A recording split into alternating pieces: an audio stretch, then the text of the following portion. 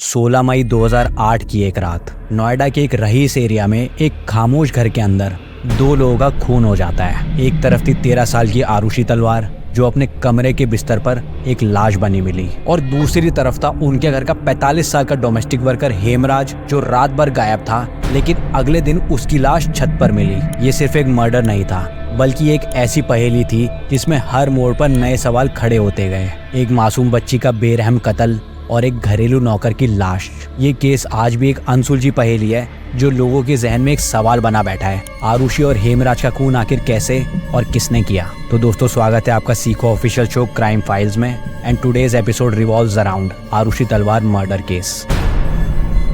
नोएडा के एक posh area में रहने वाले डॉक्टर राजेश तलवार और डॉक्टर नूपुर तलवार की आदत थी कि वो रोज सुबह उठकर अपनी बेटी आरुषि से मिलने उसके कमरे में जाते थे। 16 मई 2008 को हमेशा की तरह दोनों सुबह आरुषि के कमरे में गए, लेकिन वहाँ जो उन्हें दिखा उसने उन्हें हिला कर रख दिया। उनकी प्यारी बेटी आरुषि का बेरहम तरीके से मर्डर हो चुका था। उनकी बेटी अपने बिस्तर पर एक लाश बनी पड़ी थी। आरुषि को इस हालत में देखकर उनके पैरों तले जमीन खिसक गई। इंटरेस्टिंग बात यह थी कि आरुषि की मौत हुई थी, लेकिन घर का नौकर जिसका नाम हेमराज था वो गायब था। नेचुरली सबका शक हेमराज पर ही गया, क्योंकि घर में हेमराज के अलावा कोई और नहीं था, और आरुषि के मर्डर के बाद से ही हेमराज लापता था। पुलिस और मीडिया को लग रहा था कि आरुषि के मर्डर की गुत्थी सुलझ गई है और अब सिर्फ हेमराज को ढूंढना बाकी है। इन्वेस्टिगेशन के लिए पुलिस घर की छानबीन कर रही थी, लेकिन अगले ही दिन हेमराज की लाश घर की छत पर मिली। जिस हेमराज को शक की नजरों से देखा जा रहा था उसकी भी एक दर्दनाक मौत हो चुकी थी। इस चीज ने पुलिस को कंफ्यूज कर दिया था कि आखिर एक घर में जहां माँ, बाप, उनकी बेटी और सिर्फ एक नौकर थे, तो आरुषि और हेमराज का मर्डर कौन कर सकता था? बात को किसी के लिए भी निकलना मुश्किल था, लेकिन इसके बाद पुलिस का शक गया आरुषि के पेरेंट्स डॉक्टर राजेश तलवार और डॉक्टर नूपुर तलवार पे। पुलिस ने इस लाइन पे इन्वेस्टिगेशन आगे बढ़ाई और इन्वेस्टिगेशन के बाद एक थ्योरी सामने आई।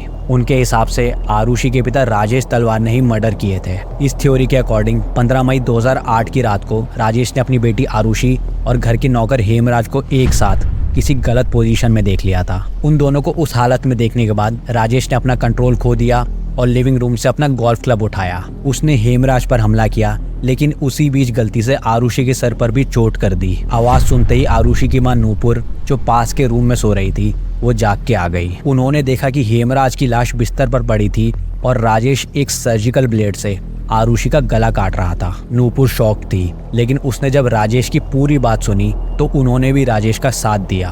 दोनों ने मिलकर क्राइम सीन से सारे फिंगरप्रिंट्स मिटा दिए और ब्लेड को डिस्पोज कर दिया। अगले दिन राजेश और नूपुर ने पड़ोसियों को बुला के ये नाटक करना शुरू किया कि हेमराज उनकी बेटी का मर्डर करके कहीं भाग गया है। इस वक्त तक ये केस इतना सेंसेशन में आ गया था कि हर न्यूज चैनल पे सिर्फ आरुषि और हेमराज का जिक्र होने लगा था। पुलिस तहकीकात जरूर कर रही थी, पर उन पे ये आरोप लग रहे थे कि वो इस केस में इन्वेस्टिगेशन ठीक से नहीं कर रहे हैं। सिचुएशन ऐसी बन गई थी कि इस केस को सीबीआई को ट्रांसफर करना पड़ा। सीबीआई ने आरुषि के माता पिता से अलग एक दूसरी थ्योरी सामने रखी। उन्होंने तलवार फैमिली के असिस्टेंट कृष्णा और दो सर्वेंट राजकुमार और विजय को सस्पेक्ट किया। सीबीआई के अकॉर्डिंग उन तीनों ने मिलकर आरुषि के रेप का प्लान बनाया था, लेकिन आरुषि के रजिस्ट करने पर डर के मारे उन्होंने उसका मर्डर कर दिया। सीबीआई का मानना था कि उन तीनों को आरुषि का मर्डर करते हेमराज ने देख लिया था, तो अपना पर्दाफाश होने से रोकने के लिए उन्होंने हेमराज का भी कत्ल कर दिया। सीबीआई ने ये थ्योरी दे तो दी थी, लेकिन बाद में सबूत की कमी के चलते उन्हें इसे भी छोड़ना पड़ा।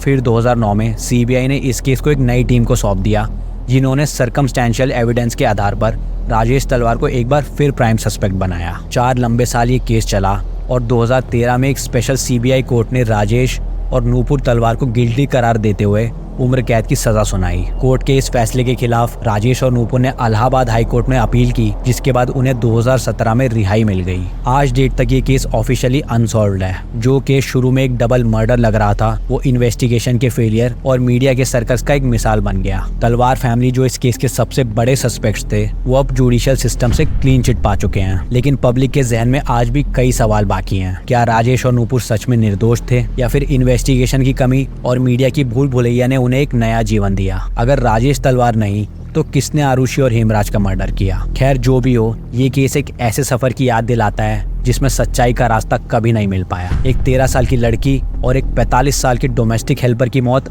आज तक इंसाफ के इंतजार में है। सो गाइज, आई होप आपको ये वीडियो पसंद आया होगा। लाइक करें, फीडबैक दें। हम मिलेंगे अगले एपिसोड्स में।